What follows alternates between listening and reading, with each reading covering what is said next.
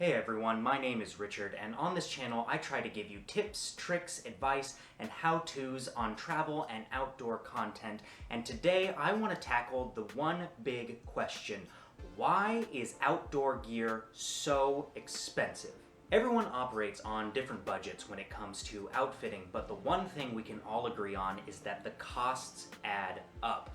And I know from personal experience, as well as seeing it happen to others, that it can be crushing when you find an item that you truly want, only to discover that it's well out of your price range. It just makes you want to give up, leave the store, and go home. So today I want to go over the reasons why outdoor gear and clothing costs so much. I want to talk about the justifications for their pricing, as well as the reality of cost versus benefit. First, I want to say that outdoor clothing and to some extent outdoor gear exists for one simple reason, and that is to keep your body as safe and as close to stasis as possible while you're outdoors. So a well-designed rain jacket is going to keep the rain out, yes, but it's also going to breathe, so you don't overheat or get too sweaty on the inside. An insulated jacket is designed to keep you warm, but again, like a rain jacket, it's also designed to breathe, so when you get moving and get the blood flowing, you're not going to overheat. A hiking shoe is going to be supportive and grippy while also being cushioned to give you comfort for long hours on the trail. It's also going to be tough enough to take on some abuse, but not heavy enough to make it feel like you're wearing cinder blocks on your feet. So all of the materials, technologies, designs, lab tests, and field tests are there to make sure that the product keeps you as comfortable and close to stasis as possible. And the better the product is at doing that, the more they can charge for it. There are three terms that the company Arcteryx uses to explain how they create their pieces, and I think they explain product expenses really well. Those terms are materials, design, and construction. For materials, Arcteryx specifically likes to use the best materials they can for their products. In fact, I once heard a rep of theirs use the term virgin materials. In other words, materials that had never been used in any other products. Nothing recycled, nothing used, and nothing prefabricated.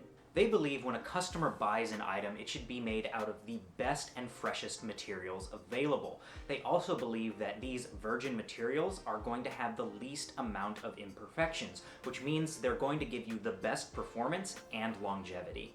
Other companies, such as Patagonia, are striving to use items that are made from sustainable and recycled materials, and I'm sure Patagonia believes in providing its customers with the best items possible. They just really like to use materials that are the least impactful on the environment. And that's not to say that Arcteryx is all like, screw the environment, give me the good stuff. That just means that different companies have different perspectives on what top-tier materials means to them. And this is based on their core values, their mission statement, and at this point, what their customers expect from them. The point being is that the sourcing of materials can contribute greatly to the end expense of the item. The next term is design. A lot of time, energy, and testing goes into the design of a product, especially ones that are made to take you, the user, on some pretty epic adventures.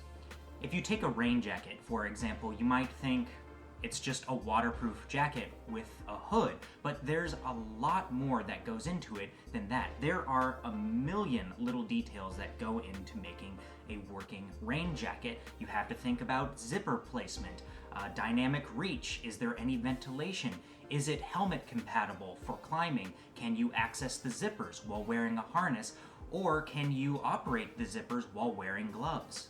So one item can have lots of details and adjustment areas, and this will all change depending on what that item is built for. So a rain jacket made for hiking is going to have different features than one made for skiing or climbing.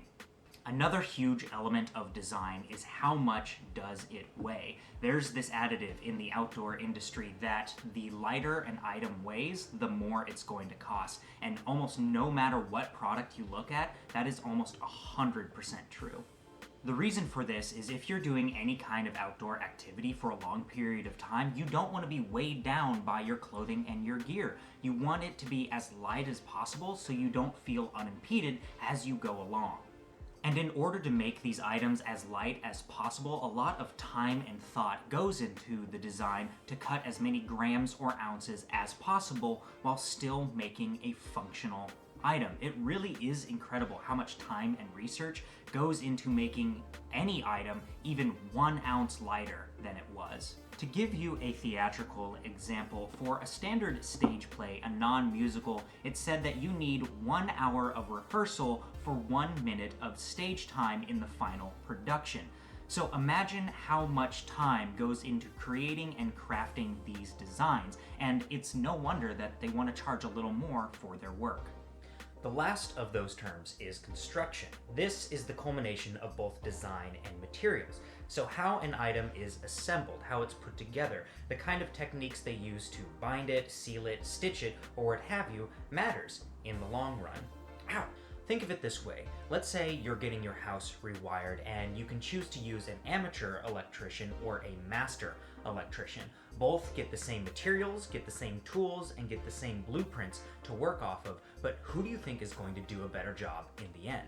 Naturally, the master electrician is going to cost more, but they're going to do the job in less time with fewer mistakes and fewer backtrackings. So you have the confidence of knowing that the job was done right the first time. So why would we expect any less from our outdoor gear? So the big 3 terms are materials, design, and construction, but I also want to add longevity. We all know that outdoor products are made to perform well, but they're also built to last. This is why you see people walking into an REI with a 10-year-old Mountain Hardwear jacket that's lost 10, maybe only 20% of its overall effectiveness. Longevity plays heavily into pricing because the better an item is and the longer it's going to last, the act of purchasing it becomes an investment, not just a quick grab. This is the same way we treat buying houses, buying cars, buying computers, and other electronics. So if we spend a little more money up front, we can tick all the boxes of the things that we want the item to have, and we're going to have something that's going to stay with us for quite some time. And the best way to explain this is with winter coats. So I went online to Nordstrom Rack to find a simple women's winter coat for a decent price. As I was browsing through, I found this down parka from Cole Haan's Signature that seems like it would fit the bill. It originally costs $280, but it's down to about $100 because I'm making this video in July. It's essentially a hooded down parka, has a front zipper with a storm flap and 2 hand pockets, and maybe an inner pocket for wallets or keys or things like that. It's made from a polyester outer and a liner fabric and uses 50% down and 50% feathers as insulation. Why it says down and feather insulation, I'm not sure, because down is feathers. If they mean that it's 50% down and 50% regular feathers, then I can tell you it's not going to be very warm. Down feathers are what actually insulate a bird, not their top feathers, but that's another video entirely. But all that aside, let's compare this jacket to the Patagonia women's Down With It parka. At first glance, it seems pretty similar. It's a parka-length hooded down jacket, has a polyester shell fabric and liner, has 2 hand warmer pockets, a storm flap, and an inner pocket. It even costs about the same at $299. But there are some key differences here. First, it uses 600 fill, 100% recycled down, and the shell is also 100% recycled. So it's a bit more ethically made and definitely a warmer coat. But the biggest difference is how long these coats are going to last. The Cole Haan will probably be good for about 2 to 4 winters, depending on how you take care of it. But I'd be willing to bet that the Patagonia parka will be good from 4 to 6 if properly cared for.